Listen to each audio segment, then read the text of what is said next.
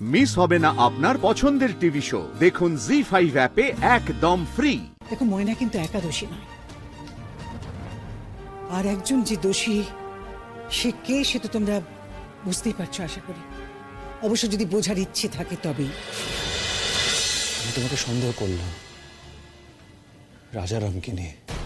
আমি একবার ভাবলাম না যে রাজারামের মতন একটা লোক খারাপ হতে পারে। আমি তার কথাই বিশ্বাস করে ফেললাম। আমি এটাও বিশ্বাস করে ফেললাম যে তুমি ওকে চিঠিটা লিখেছো, তুমি ওকে বলেছো যে ও যেন কলকাতায় এসে তোমাকে নিয়ে যায়। ধরে নিয়েছিলাম যে তুমি হয়তো সত্যি আমাকে ছেড়ে ওর সঙ্গে চলে যেতে চাও। আমার ভুল হয় না। তুমি বাংলাদেশে চলে যাওয়ার পর আমার খারাপ লাগতো। বিশেষ করে আমি না নিজেকে কোনোদিন বুঝতে দিতাম না কেন খারাপ লাগতো। আমি সত্যি জানতাম না, নিজেকে ভুল বোঝাতাম, সেটাও ভুল ছিল আমার। তারপর তো আমি বাংলাদেশে পেলাম। ঘটনার চক্রে যখন আমরা পালিয়ে পালিয়ে বেড়াচ্ছি, তখন তুমি আমার ভুলগুলো ভাঙালে। তখন আমি বুঝলাম যে আমার মা ভুল কিছু করেনি। তখন আমি এটাও বুঝলাম যে রাজারাম কতটা খারাপ। আবার দেখো, তুমি যখন এখানে এসে কলেজে ভর্তি হলে, সকলে যখন বলছিল যে তুমি টুকলি করছো, আমি সেটাও বিশ্বাস করে ফেললাম। আমি আবার তোমাকে ভুল ভাবতে শুরু করলাম, ভুল বুঝতে শুরু করলাম। না সেই পিকনিকের ব্যাপারটা আমি তোমার উপরে রেগে গেলাম। না আমি কিন্তু মনে এটা ভাবিনি যে তুমি নেশা করেছো। আমি এটা ভেবেছিলাম যে এটা অনিচ্ছাকৃতই হয়েছে। কিন্তু সেটা ভাবার পরেও আমি আবার তোমাকে ভুল বুঝলাম, তোমাকে কাঠগড়ায় দাঁড় করালাম। আর সব থেকে বড় ভুল অরণ্য।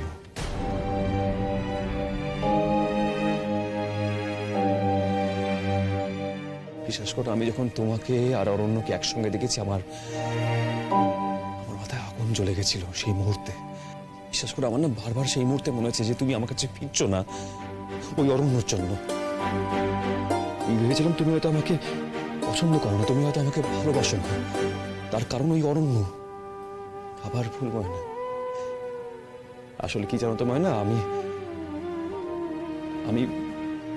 আমি বোধহয় তোমাকে হারিয়ে ফেলার ভয়।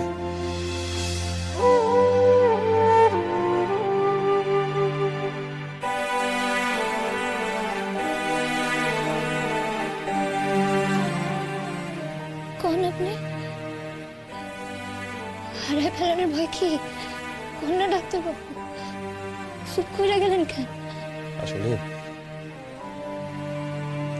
আমি তোমাকে হয়তো হারিয়ে ফেলার ভয়ে বারবার তোমাকে ভুল বুঝেছি। আমি কিছু বুঝতেই পারছি না, কখন গেছে ওরা? এতক্ষণ ধরে কি কথা থাকতে পারে ওদের? হ্যাঁ, তুমি একটু চুপ করো না, তখন থেকে বকেই যাচ্ছ। কেন এত কথা বলছিস সেটা বুঝতে পারছো না? ওই মেয়ে বশ করতে জানে, ঠিক কথায় কথায় রোদ্দুরকে বশ করে নেবে, আবার এই বাড়িতে ঢুকবে, আবার কিছু একটা ঘটাবে, আবার আমাদের রোদ্দুরের মাথাটা খারাপ হবে। এইভাবে চলতে থাকলে রোদ্দুরের ক্যারিয়ারটা নষ্ট হয়ে যাবে, বুঝতে পারছো না সেটা? দেখলে তো চেম্বার কমিয়ে দিয়ে কিরকম সে কলেজে পড়াতে ছুটে চলে গেল। মাথাটা ঠান্ডা থাকলে তবে না মন দিয়ে কাজকর্ম করবে। আরে কোথায় যাচ্ছ? দাদা ভাই, আমার সহ্য হচ্ছে না। আরে কি ঝামেলা পাকাতে যাচ্ছ তো? আসছে আমি আমার তুমি মাথা ঠান্ডা করে বসো। মানে কি মাথা ঠান্ডা করবো? আর কতক্ষণ মাথা ঠান্ডা করে বসে থাকবো? আমার সহ্য হচ্ছে না। নিজের বাড়িতে নিজে বন্দি হয়ে যাচ্ছি। কেন রে? ঝামেলা বাড়িয়ে লাভটা কি হবে? আচ্ছা, জানতে হবে তো যে বড় বৌদি কি করতে চাইছে। কি আবার চাইবে? বৌদি চাইছে ওদের যাতে মিল হয়, সেটা তো আমরা সবাই জানি। আর এটা তো আমি চাই না। বেশি দূরে এগোবার আগে ওটা আটকাতে হবে। কেন আটকাতে হবে? কেন? কারণ ময়নাকে আমি মেনে নিতে পারছি না বলে, আমার ছেলের জীবনে ছেলেখেলা করছে বলে। আরে ওরা যেটা চাইছে সেটা ওদের বুঝে নিতে দাও না। না রে, পারবো না। আমার তো একটা দায়িত্ব আছে। আমি তোর বাবা, আমি তো এখনো বেঁচে আছি। তোর বৌদি ময়নার প্রতি দুর্বল বলে ও সব কথা মেনে নেবে, এটা তো হতে পারে না। না, আমাকে যেতে দে। আরে দাদা দেখ, আমিও বলছি তুই ঝামেলা করিস না, পরে ভালোভাবে বুঝিয়ে বলবি, দেখ না কি হয়। আমাকে যেতে দে। আরে দাদা, আরে বিহান, একবার বাইরে গিয়ে দেখ তো অরণ্য ছেলেটা কোথায় আছে। ও তো বললো বাইরে থাকবে, কতক্ষণ এভাবে অপেক্ষা করবে? এই অরণ্য ছেলেটা এখনো বাইরে আছে? হ্যাঁ, ও তো বললো বাইরে অপেক্ষা করবে, ময়না যদি হস্টেলে যায় ওকে পৌঁছে দেবে। বাবা, ময়নাকে হোস্টেলে পৌঁছে দেবে বলে বাইরে অপেক্ষা করতে বলেছো? হ্যাঁ, আচ্ছা রঞ্জা, তুমি কি চাইছো বলো তো? আস্তে আস্তে কথা বলো না, শুনতে পাবে তো। শুনলে শুনুক, কে শুনবে না শুনবে সেটা ভেবে আমি কথা বলবো? আচ্ছা ঠিক আছে, আর কারো কথা না ভাবো, ময়নার কথাটা ভাবো। ও তো শুনে ফেলবে। পাক, তাতে আমার কিচ্ছু যায় আসে না, কিন্তু এখন এখানে আছে কেন সেটা তো জানতে চাইছি। আস্তে, কি করছো কি তুমি? তুই তো তেমন মানুষ নও।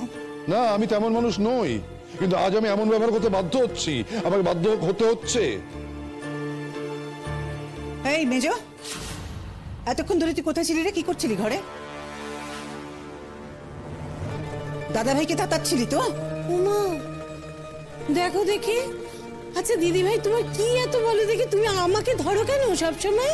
আর কাকে ধরবে মা? কারণ এই বাড়িতে এই কাজটা তুমি ছাড়া ভালো তো আর কেউ করতে পারে না। এই বজ্র, তুই ভুলে গেছিস না বড়দের সঙ্গে কি করে কথা বলতে হয়? ঠিক যেমন তুমি ভুলে গেছো ছোটদের সঙ্গে কিভাবে কথা বলতে হয়।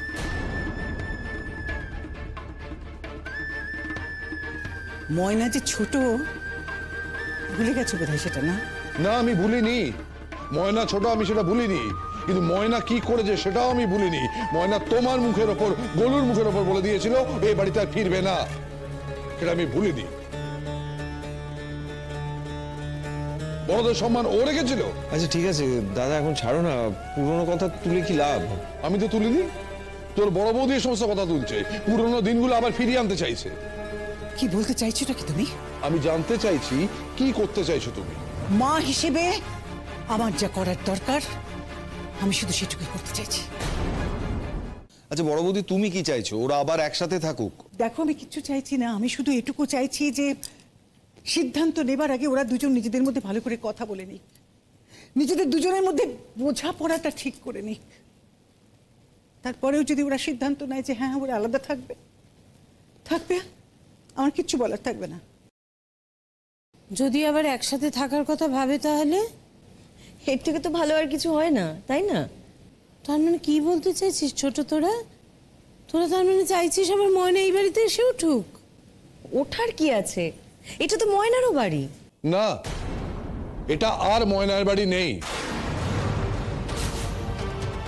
ময়না যখন খুশি আসবে, যখন খুশি চলে যাবে, সেটা তো হতে পারে না। আমাদের বাড়ির ছেলেমেয়েরাও যদি এরকম কাজ করতো, আমি একই কথা বলতাম। তোমাকে কথা বলছি না বারবার? দোহাই দোহাই, তুমি যা বলার, যা বলতে চাইছো বলো, একটু আসতে পারো। আর একটা কথা আমি তোমাদের সবাইকে বলছি, একটু ভেবে দেখতে। দেখো, ময়না কিন্তু একা দোষী নয়, আর একজন যে দোষী সে কে সে তো তোমরা বুঝতেই পারছো আশা করি। অবশ্য যদি বোঝার ইচ্ছে থাকে তবেই। তাই বলে এত তেজ দেখাবে? হ্যাঁ দিদি ভাই, এত কেন দেখাবে না? ময়না তেজ কেন দেখাবে না? রোদ যদি ময়নাকে ভুল বুঝে ডিভোর্স পর্যন্ত দিতে পারে, তাহলে ময়না রোদের থেকে আলাদা থাকতে চেয়েছে, এই তো। অসুবিধা কি? জি5 ডাউনলোড করুন আর সব এপিসোড দেখুন একদম ফ্রি।